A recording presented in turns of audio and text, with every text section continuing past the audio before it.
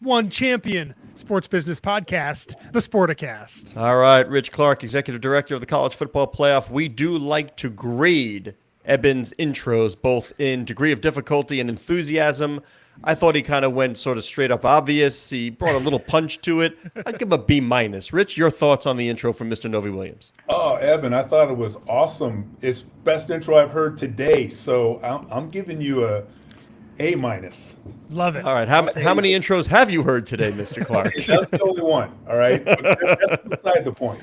No more questions. No more questions. Although I'll tell you, Rich, I wonder, do people wonder this? What we're preparing, and I said to Eben, let me get this straight. Like, it's still 12 teams, right? Like, we're still 12 moving to 14. How much confusion is there about the college football playoff? Even now, I'm just curious, how much confusion is there about, okay, wait a minute, how many games? How does it work?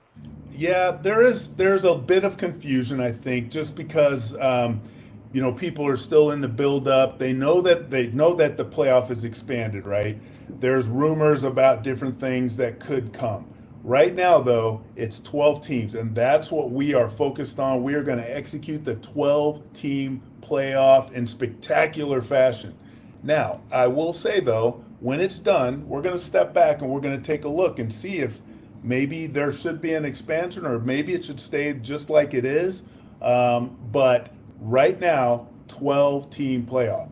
And so I think that it's a question that I get pretty frequently. The other thing that people don't get is that 5 conference champions, the top 5 conference champions will be automatic qualifiers. And that is a value that the commissioners really wanted to have. They value conference championships. So the top 5. Now, those aren't from any specific conference. They're not. There's no sort of automatic qualifier for any conference. It's just that there's 9 conferences that'll be playing. There'll be 9 conference champions, and we'll pick the top 5 from them, and they will be seeded into the bracket. So that's another point that people are sometimes. So how does that work?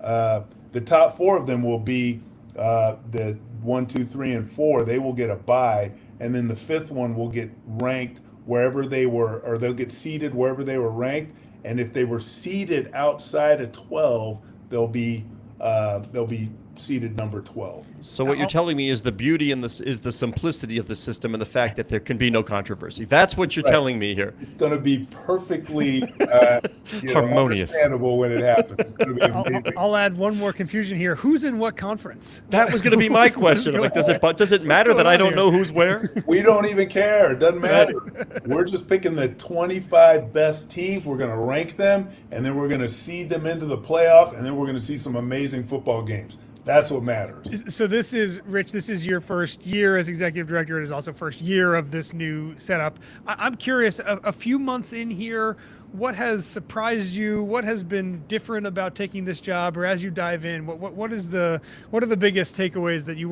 maybe didn't know or weren't fully appreciative of when you decided, yes, I'm going to take this career change and step into this role? Well, I'll say this. I love it. It has been just an amazing transition. I was in the military for 38 years in the Air Force. So coming into this role has been a dream. I've been asked, is it a dream job that you've dreamt about all your life or something like that? Not really, because I didn't even know it existed and that I even had the opportunity to do this. But now that I'm in it, it is a total dream.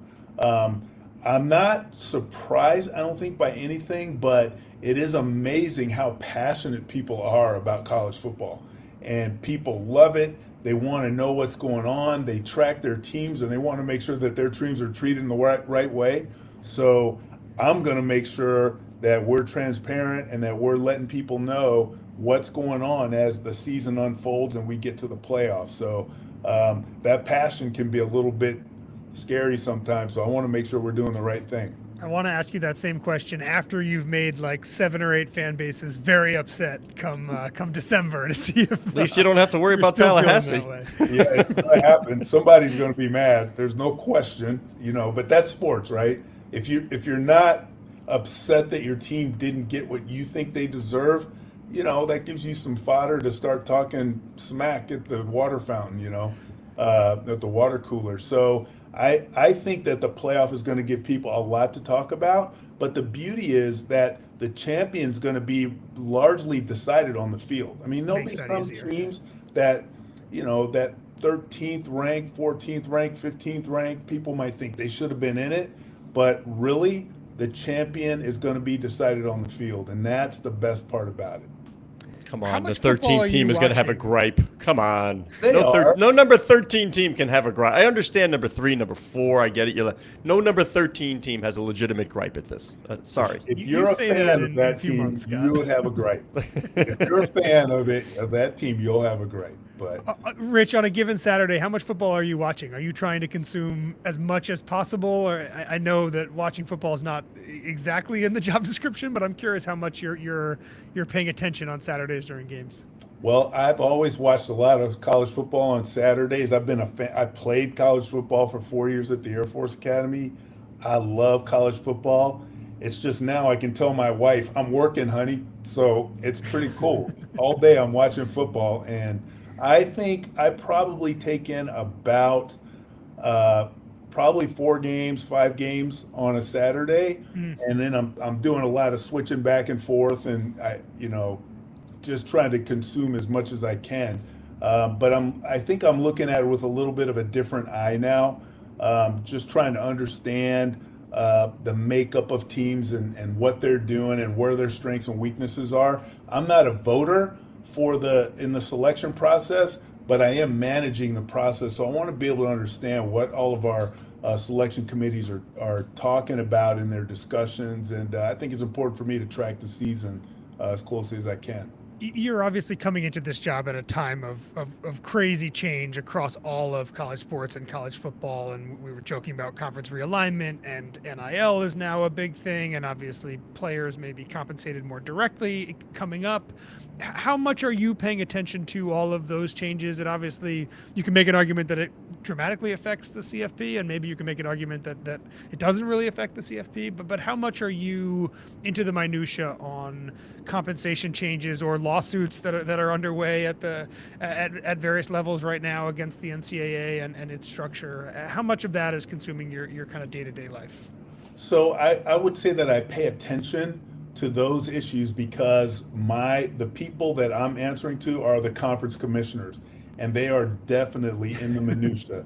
They are definitely dealing with these issues head on, and I need to be able to support them the best way that I can. As the college football playoff is such a big part of everything that they do with regards to college football, we need to be sensitive about their challenges, what they're dealing with, so that we're not doing things that could be detrimental, but really, I think, a positive part of the solution, So I just kind of track it, I watch it, I try to understand it, and I try to make sure that we're supporting the commissioners the best we can as we go forward, because they're going to need all the support they can get, because it's a tough environment right now, but they have a lot of responsibility that they have to get answers to.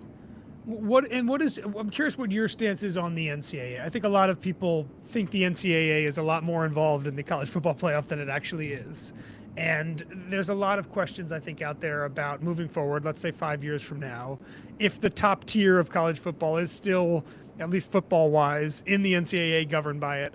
Are you trying to stay agnostic to what the general governing body is? Do you feel a intense loyalty to the NCAA itself? I'm curious what you think about as the NCAA faces these lawsuits and people start to question its overarching authority, where you sit in that conversation.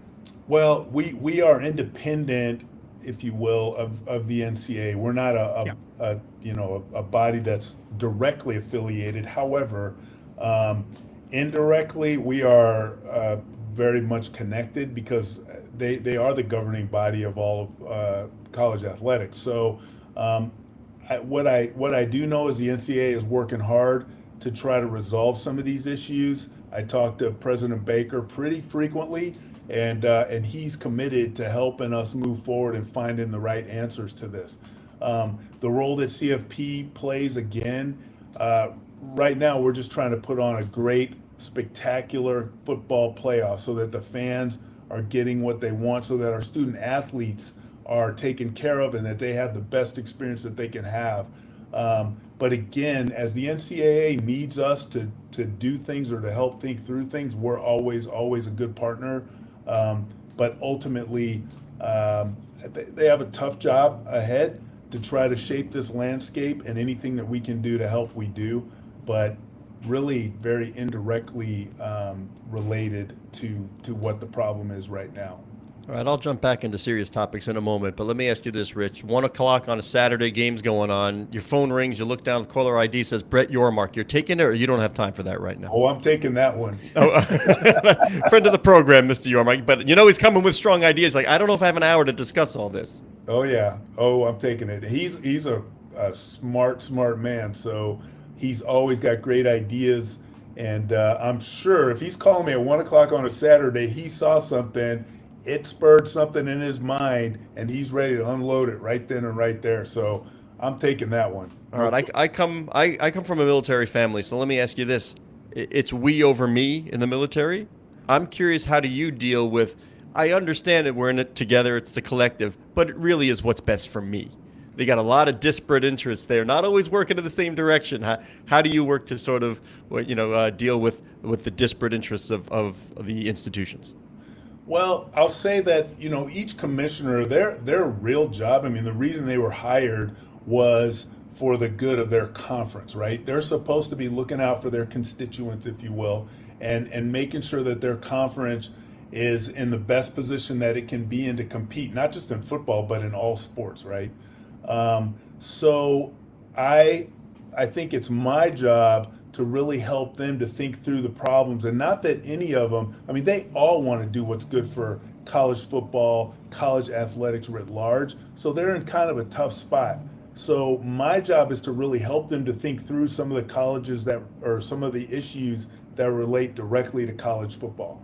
And that's what I have to do, is present them with the issues with college football playoff, and help them to figure out how do we navigate forward so that we can present a great 12-team playoff this year.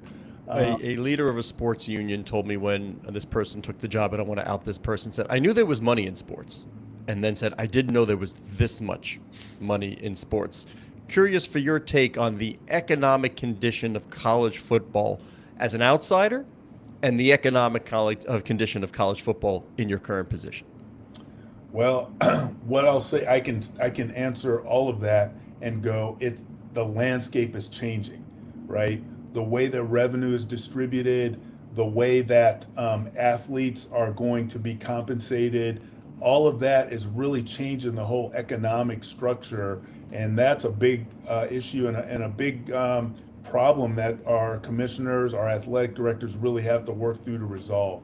So again, college football playoff is a revenue generator, but how that revenue gets distributed once we get it to the conferences is really a tough problem for our commissioners. And I do the best I can to help them with that, but ultimately that's there's a lot of funds a lot of revenue that comes in, but there's a lot that needs to be paid for. And it's worse if you have a generation problem, how to generate the revenue than how to distribute the revenue. So at least you got the problem on the right side of the equation. That's right. And football does pay for a lot of other sports as well. We have to think about the others. In some schools they have 27 Division I athletic programs, and football is probably the biggest revenue generator. So you find athletic directors that are they're getting that revenue from football, but it's being distributed in so many different ways to make sure that their schools stay viable on the athletic landscape. So the problems that athletic directors and commissioners face is really tough. It is a tough time to be in those jobs. We have great people that are doing it, and I just want to do whatever I can to support them. Let's talk about the revenue distribution from the CFP for a second. In years past, there has been a hefty number that was given equally to each of the 5 power conferences, and then a large sum of money that was divvied up evenly by the group of 5 conferences. My understanding is that model is changing moving forward under the 12 team. Can you detail for us exactly how the revenue distribution model is going to happen under the 12 teams? Well, I won't get into the exact how it's distributed exactly, but I think it's in somewhat of a tiered fashion. that the revenue is distributed really based on the contributions of conferences and what they do and their participation in the college football playoff. So it's a fair model. All 10 commissioners agreed to it. And that's the model that we're using right now. And they can certainly change it at any time. I mean, as long they all vote, they get together, they discuss, they vote, and then that's how we generate, or that's how we distribute the revenue that we've generated. So I think it's a fair model, and it's the one that we're working with right now until the commissioners decide to change it. Yeah, it's it's a tough balance in that regard. Of we talk about the NFL, for example, on one hand, right, which gives even money to every single team, regardless of whether they make the playoffs or not, or how often they're winning, et cetera. And then you have, and I know it's a different model, but you have in college sports often a different thing, which is what you're describing, which is the conferences that are doing more, getting more teams in, playing more, drawing more eyeballs, are getting more money than the others. And it's a hard balance to strike, I think, sometimes, of trying to figure out when to promote competitive balance financially, and then when to reward the more valuable members differently. Right. Yeah, and I think the commissioners did a good job of rewarding performance, but also making sure that the greater good was taken care of, because it is distributed across all the conferences. There's even some distribution down to the FCS conferences. Mm-hmm. So they're trying to make sure that it is widely spread, but also rewarding great performance. So I think they've got a good balance, but again, that can change. The balance of college football changes pretty much by the day, every hour. Yeah. So they leave enough flexibility so that they can adjust as necessary. So I'm pretty impressed with the way that they've handled this. Earlier this year, CFP announced a new extension with ESPN, exclusive home of the college football playoff, 6 years, $7.8 billion. Were you involved in those negotiations? Did those happen kind of before you arrived? What was I know you straddled both, but what was your role in those talks? Basically, I watched it happen before I got the job, and I was really happy that was done before I came into the organization. But Bill Hancock was really leading the charge on that, and did a great job. He just did a great job with all of CFP. He's laid the foundation for it, but he was the one that was really leading that negotiation. And I was able to watch because I knew I was going to get the job about 5 months before I actually got into the seat. So he kept me involved. I sat in meetings, did the Zoom calls and things like that. But it was a great example to me of how this works, because I certainly had never done anything like it before. So he did an excellent job, and I think ESPN is going to be a great partner for us. So I'm excited about that. We've had Bill on the show throughout the years. I'm just curious, as one president often leaves a note on the desk for the other. Bill leave you a note, or was he a messy guy? What's the item you found in the back of the drawer that he didn't clean out? Here's like a picture of him and Herbert Hoover or something? Yeah, he left me this enormous drawer of records, paper records, and he said, "Hey, Rich, I got this drawer. If you ever need something, here it is." I was just like, okay, that's more than I can old ever. Media deals. I know. Deals with bowl games. But the best thing that he gave me was his phone number. So I have that, and if I ever have a problem, and I've called him already a few times, he is always available and is full of great wisdom and advice. So I'm fortunate in that regards. I'll tell you, the best thing that he left, though, was an amazing team here at the CFP. Just an incredible group of people. It's a small group, right? There's only 24 people here, but they are incredible. And the work that they do, they're like force multipliers. They just make things happen, and they're putting this 12-team playoff game or playoff series on like they've been doing it their whole lives. They're so good, and I'm excited to see the product that this team produces. It's just awesome. I'll get to my question. Hold on, Eben. I'll get to my question, but I'm going to set it up a little vignette. And I told this to Eben the other day. I was in Detroit a couple of weeks ago for a youth hockey tournament, and the whole town was crazy because Texas was playing at Michigan. I mean, that's all you saw. Texas, Michigan, right? So I get home on Sunday evening, put on the TV, and it's the Detroit Lions playing at home. Rich, I did not hear word one of the Lions game in Detroit. All I heard was Texas, Michigan. I mean, are you cognizant of what college football is, what can become? I joke with Eben all the time. What's the headwind for the NFL? Nothing challenges the NFL. Eben's response is college football is the number one possible foe as a collective. Possible as a collective force. College football can challenge the NFL. So I think that's a tough challenge. NFL is pretty much King Kong, right? I mean, the Super Bowl is the number one and has been forever number one broadcast show from a ratings standpoint, like every year. And then I think the next 40 are NFL games with a sprinkling of a couple, maybe the CFP National Championship, couple of other things in there. Presidential debate the Bachelor here and there, or something. I think the Bachelor might have snuck in there or something. Right? Hey, you and I should be Golden Bachelor talk, Rich. Come on. I'm past all that. But here's what I think. NFL is king, right?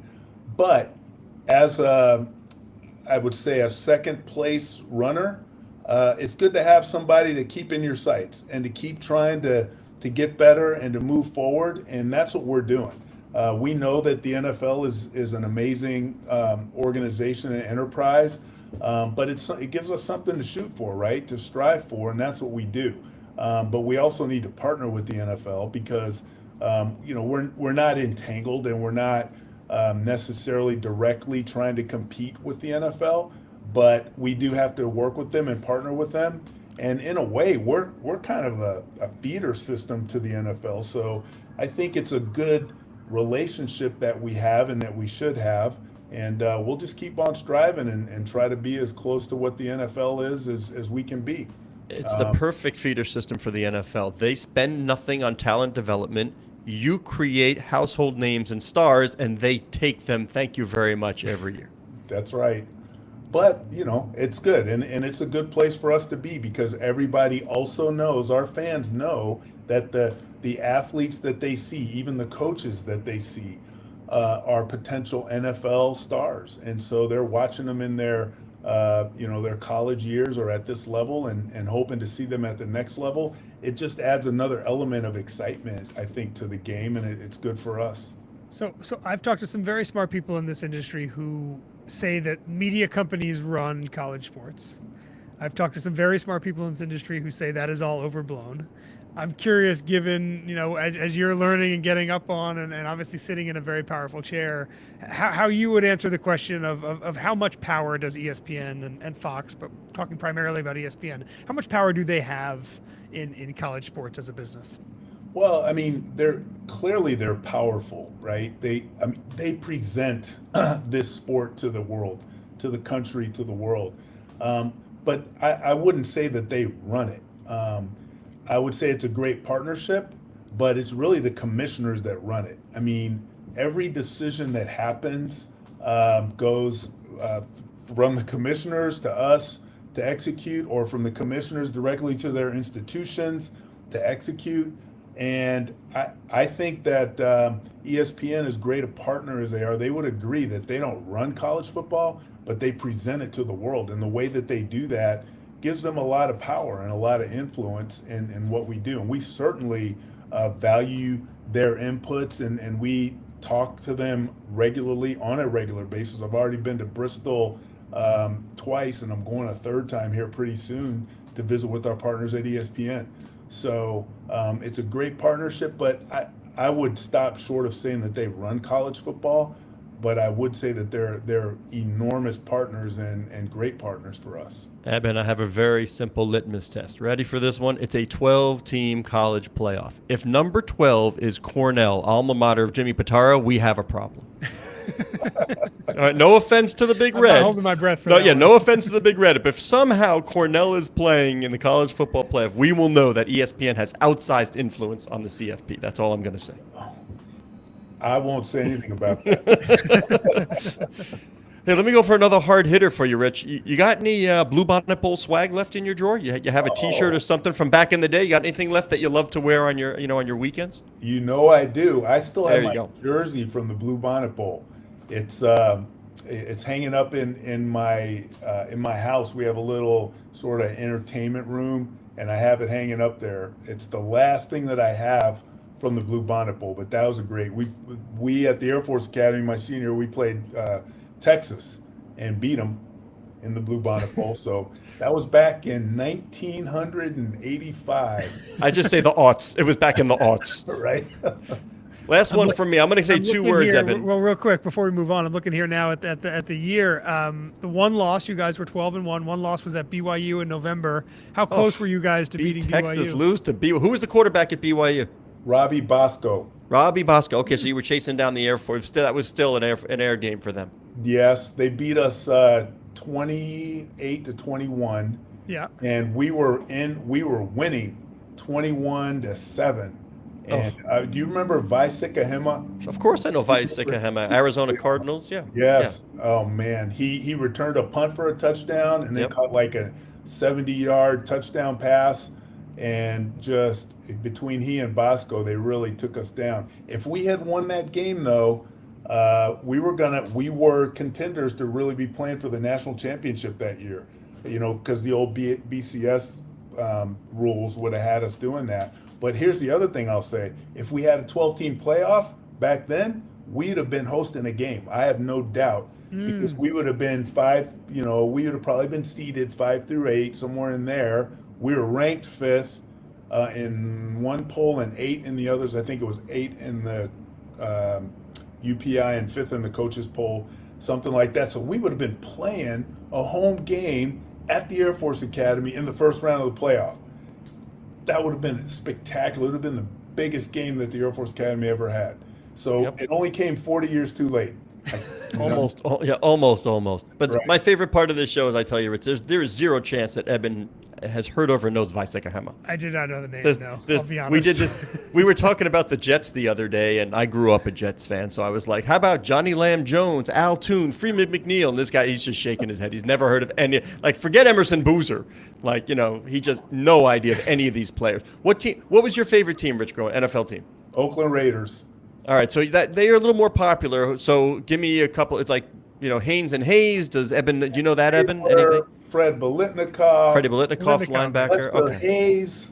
Yeah. Yeah. Marcus Allen, That one I right? know. I mean, Marcus Allen, I know. Jim Plunkett. You know Jim Plunkett? Jim Plunkett, absolutely, man. Oh. Ray Guy. Lyle Alzado. Ray Guy, greatest Ray punter in the Guy, history I of the know. NFL. Yeah, Ray Guy, I know. That's when they All brought back all the like troublemakers in the NFL. They brought them. Led the league in penalties almost every year for the heck of it. I know. Yep. That's great. I loved them. I want your reaction to. All right, I want your reaction to two words that sort of dominating talk of the industry these days. All right. I don't know, for, against, who, no, but 2 words: private equity. What's the response? Not yet. I only get 2 words. No, my 2 words are the private equity. You get as many words as you want. I just gave you 2 I'm words. sorry, I should have been But listening. that was a good answer.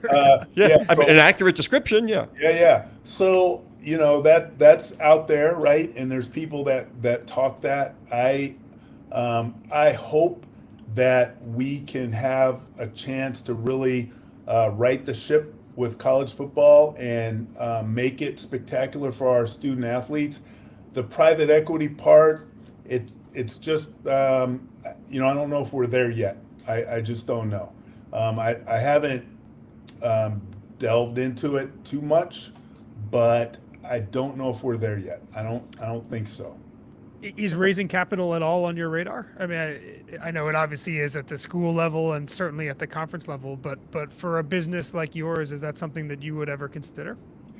Well, I do. I think we're more into doing it the traditional ways that the commissioners have laid out for us.